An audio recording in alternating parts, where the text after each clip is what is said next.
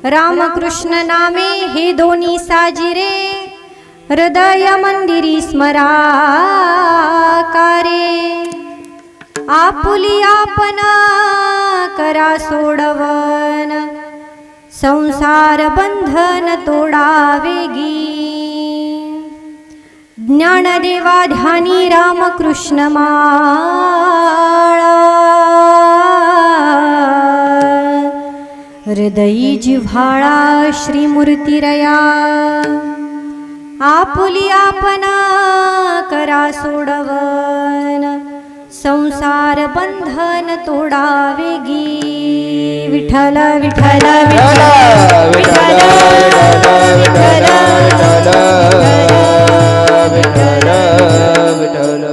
योऽन्तः प्रविश्य मम वाचमिमां प्रसुप्ता सञ्जीवयत्यखिलशक्तिधर स्वधाम्ना अन्यांश्च हस्तचरणश्रवणत्वगादीन् प्राणानमो भगवते पुरुषाय तुभ्यं महायोगपीठे तटे भीमरथ्या वरं पुण्डरीकाय दातुं मुनीन्द्रै समागत्य तिष्ठन्तमानन्दकन्दं परब्रह्मलिङ्गं भजे पाण्डुरङ्गं पाण्डुरङ्गाकरो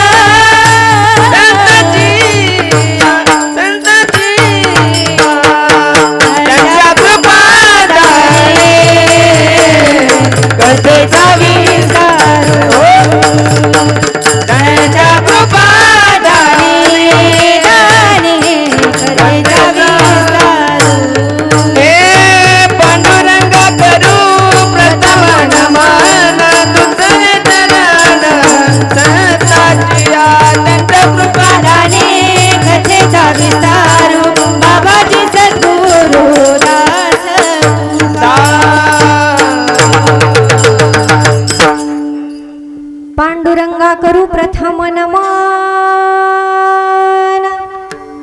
दुसरे चरण संताचिया त्यांच्या कृपादाने कथेचा विस्तारू बाबाजी सद्गुरु दास तुकालंकापुरी रम्य सिंहासनस्थं पदांभोज तेजस्फुरदिक प्रदेशं विधीन्द्रादिदेवै सदा स्तूयमानं समाधिस्थमूर्तिं भजे ज्ञानदेवं नमो ज्ञानेश्वरा नमो ज्ञानेश्वरा नमो ज्ञानेश्वरा नमो ज्ञानेश्वरा ज्ञानेश्वरा नमो ज्ञानेश्वरा ज्ञानेश्वरा नमो ज्ञानेश्वरा निवृत्ती उदारा सोपान देवा निवृत्ती उदारा सोपान देवा निवृत्ती उदारा सोपान देवा मुक्ताबाई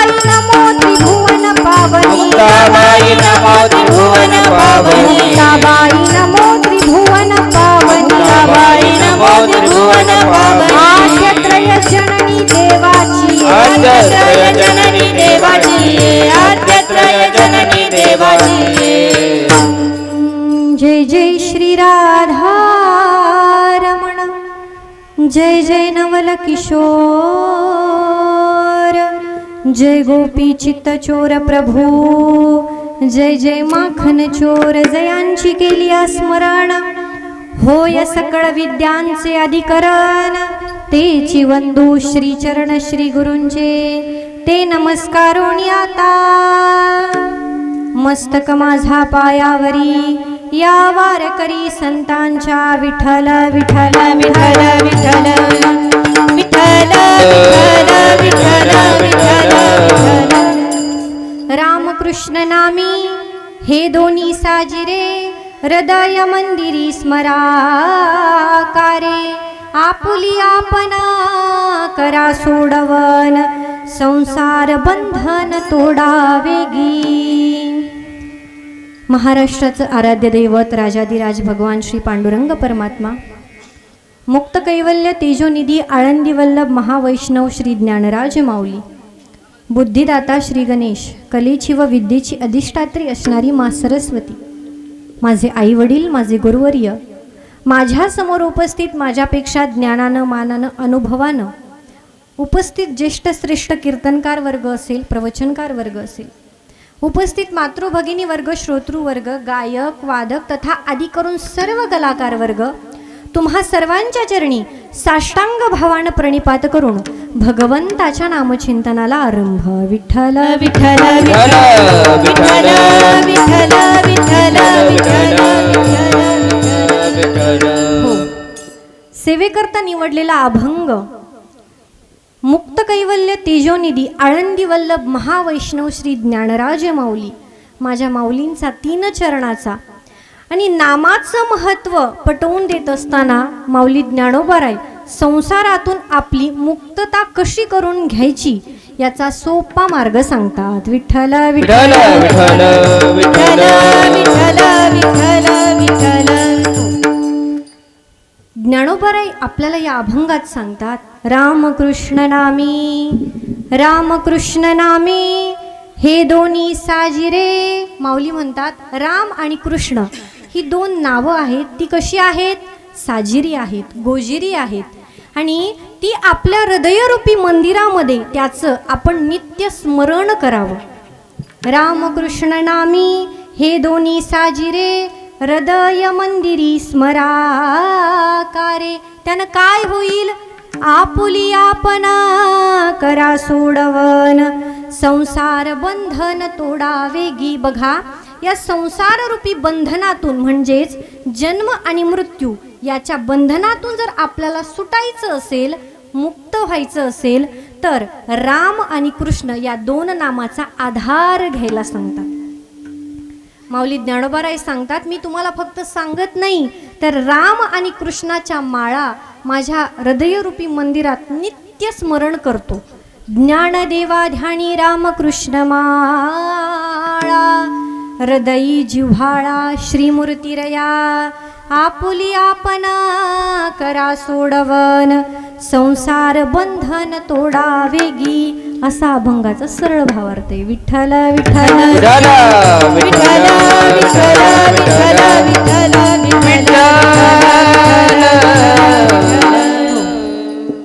सेवेला सुरुवात करण्यापूर्वी या अभंगाचं विस्तृत विवेचन करण्यापूर्वी अल्पसा परिहार द्यायचा कारण आपल्या सर्वांना ज्ञात आहे परंतु वक्त्याचं प्रधान कर्तव्य या न्यायानं थोडासा परिहार देते पुण्यभूमी पावन क्षेत्र असणारं आपलं हे श्रीगोंदा तालुक्यातील चोराचेवाडी गाव आणि या गावामध्ये आज मागच्या वर्षी रसाळ कुटुंबियावर एक दुःखद प्रसंग ओढावला तो म्हणजे आपल्या कैलासवासी लक्ष्मणदादा यांचं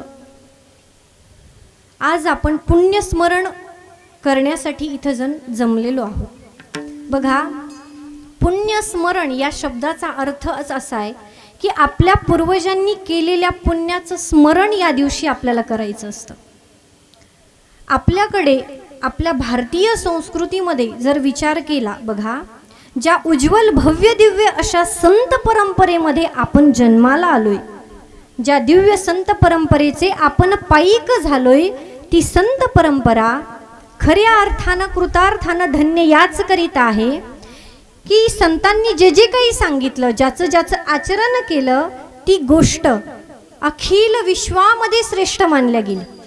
संत काय सांगतात? सर्व्यापी सुखीन संतु, सर्वे संतु निरामया, सर्वे भद्राणी पश्यंतु, मा कश्चित दुःखम आपनुयात.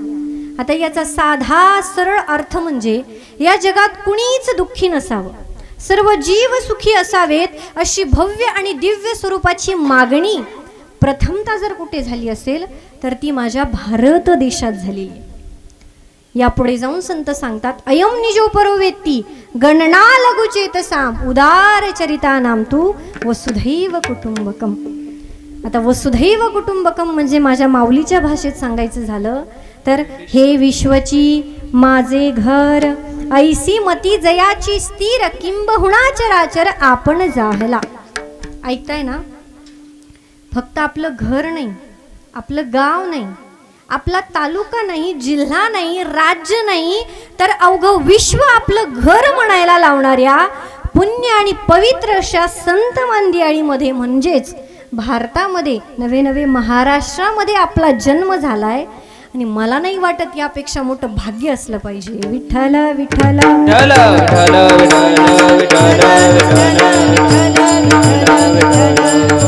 आणि अशीच भव्य दिव्य स्वरूपाची संत मंदिराळी लाभलेलं महाराष्ट्र, आणि या महाराष्ट्रामध्ये ज्यांनी या अध्यात्माचा, या ज्ञानाचा पाया रोवला, ज्ञानदेवे रचिला पाया उभारिले देवालया, अशा माझ्या माऊलींचा, ज्ञानोबारायांचा 3 चरणाचा सुंदर असा अभंग सेवेकरता निवडलेला आहे.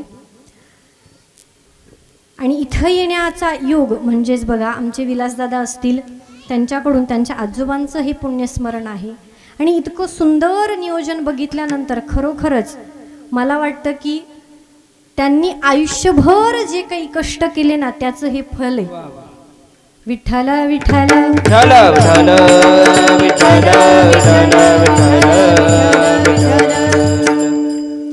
माऊली ज्ञानोबरायांच्या अभंगाकडे जात असताना मला तुम्हाला एक गोष्ट, एक प्रश्न विचारावा वाटतो.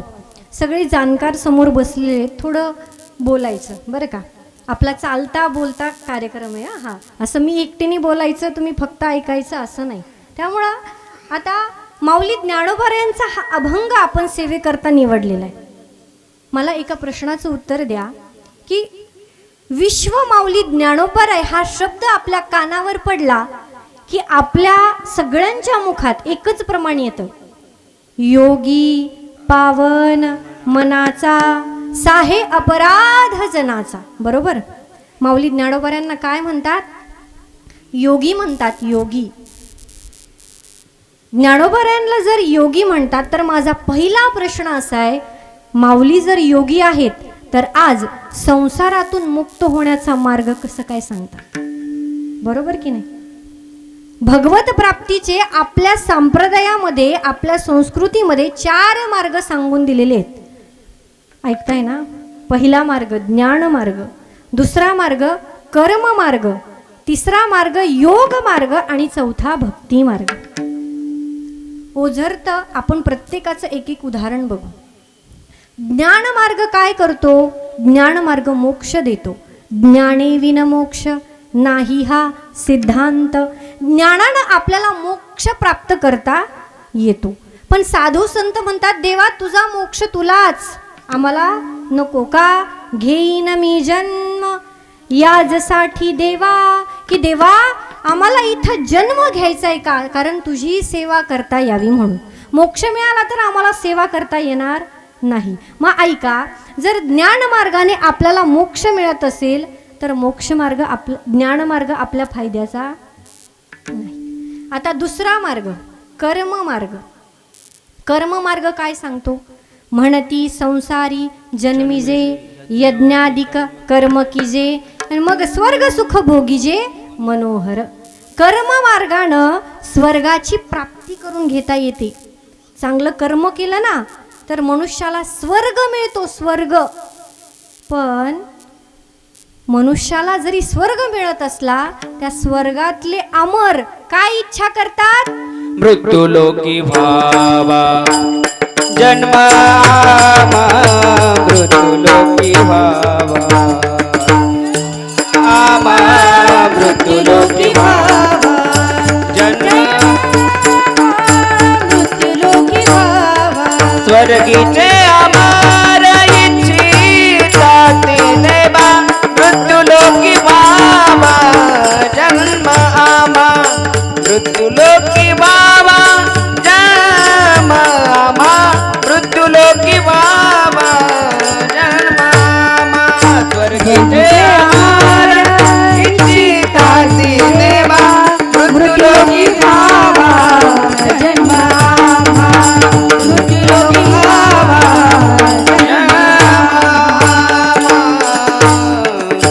जन्म आमा. स्वर्गातले अमर काय इच्छा करतात? की स्वर्गीचे अमर इच्छिता ती देवा आणि मृत्यूलोकी व्हावा जन्म आम्हा. मग स्वर्गातल्यांना मृत्यू लोकात येण्याची इच्छा असेल तर कर्म मार्गानं स्वर्गात सुख आपल्या फायद्याचं नाही. आता तिसरा मार्ग, लक्ष आहे ना तुमचं? तिसरा मार्ग योग मार्ग. भगवद्गीतेमध्ये योग मार्गाविषयी थोडंसं अतिशय सुंदर सांगितलेलं आहे. योग मार्ग कसा आहे सांगतात? क्लेशोधिकतरस्तेषा मव्यक्तासक्त चेतसाम अव्यक्ता हि गतिर्दुःखम देहवद्वीर वाप्यते.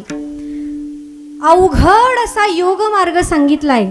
योग्यानं काय करावं? योगाची या वाटा जे रिघाले गा सुभटा, तया दुःखाचाची वाटा भागा आला. भागा आला तया दुःखाचाची वाटा, जे रिगाले गा सुभटा योगाची या वाटा. योग्यानं काय करावं? शीत वेढावे, उष्ण पांघुरावे, वृष्टीचे असावे घरा आतू. तहानलिया तहानची प्यावी, भुकेलिया भूकची खावी, अहो रात्र अवावी मवावा वारा. योग्यानं तहान लागल्यावर पाणी पिऊ नये, तहानच पिऊन घ्यावी. भूक लागल्यावर भूकच खावी. एवढा अवघड योग मार्ग जर असेल तर तो आपल्या फायद्याचा आहे का? नाही. आता राहिला साधा सोपा आणि आपला सगळ्यांचा आवडता, तो म्हणजे भक्ती मार्ग, भक्तिपंथ बहु सोपा. मग भक्ती मार्गानेच आपल्याला भगवंताची प्राप्ती होऊ शकते. म्हणूनच ज्ञानोबा सांगतात की आज मी तुम्हाला संसारातून मुक्त होण्याचा एक मार्ग सांगतो. पण माझा प्रश्न असा होता की ज्ञानोबा काय आहेत? योगी आहेत. योग्यानं काय करावं मी सांगितलं, बरोबर की नाही? मग ज्ञानोबाराय जर योगी आहेत, नाथ संप्रदायाचे योगी आहेत, बरोबर की नाही? आदिनाथ गुरु सकळ सिद्धांचा मचिंद्रतयाचा मुख्य शिष्य, मचिंद्राने बोध गोरक्षासी केला, गोरक्ष वळला गहिनी प्रसादे निवृत्ती दातार आणि ज्ञान देवासार चोजविले. नाथ संप्रदायाचे जर माझे माऊली ज्ञानोबाराय असतील तर आज माऊली आपल्याला संसारातून, बघा, एखाद्या गोष्टीचा अनुभव त्यानं सांगावा की तो त्याला आधी असला पाहिजे की नाही? संसारातून सुटायचा मार्ग त्यांनी सांगावं ज्यांनी 100 वर्ष चांगला संसार केला, बरोबर? माझे माऊली तर योगी आहेत. पण याचं उत्तर सुद्धा माऊली ज्ञानोबाराय ज्ञानेश्वरीत फार सुंदर देतात. योग्याचं जीवन कसं असतं ऐका. आता मला एका सोप्या प्रश्नाचं उत्तर द्या. आपण पहाटे उठतो, बरोबर? पहाटे उठल्यानंतर सूर्योदयाच्या आधी आपण उठतो. तर सूर्य उगवल्यानंतर आधी सूर्य येतो का त्याचा प्रकाश येतो? काय येतो आधी? प्रकाश येतो. बघा, उगवता सूर्य किती सुंदर असू शकतो आणि त्याचं ते दृश्य किती छान शब्दामध्ये आपल्या साहित्यकारांनी इतकं सुंदर बांधलेलं आहे. बघा, आपण म्हणतो घनश्याम सुंदरा श्रीधरा अरुणोदय झाला, उठी श्रीरामा पहाट झाली, पूर्व दिशा उमलली, बरोबर की नाही? गदी माडगुळकर म्हणतात प्रभात समयोपातला आता जागवा विठ्ठला. म्हणजे भगवंताच्या आधी आपण जाग राहायचे आणि त्याला मग जाग करायचे. कुसुमाग्रज म्हणतात काढ सके गळ्यातील तुझे चांदण्यांचे हात, क्षितिजाच्या पलीकडे उभे दिवसाचे दूत. एवढंच काय, उंबरठ्यामध्ये वसंत बापट लिहितात, गगन सदन तेजोमय.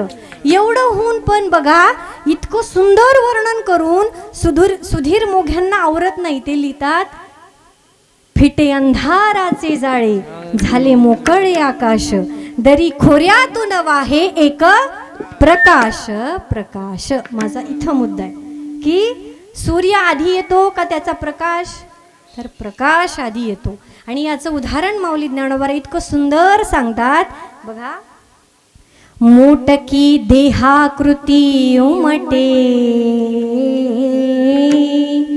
निज ज्ञानाची पहाट फुटे, सूर्या पुढे उमटे,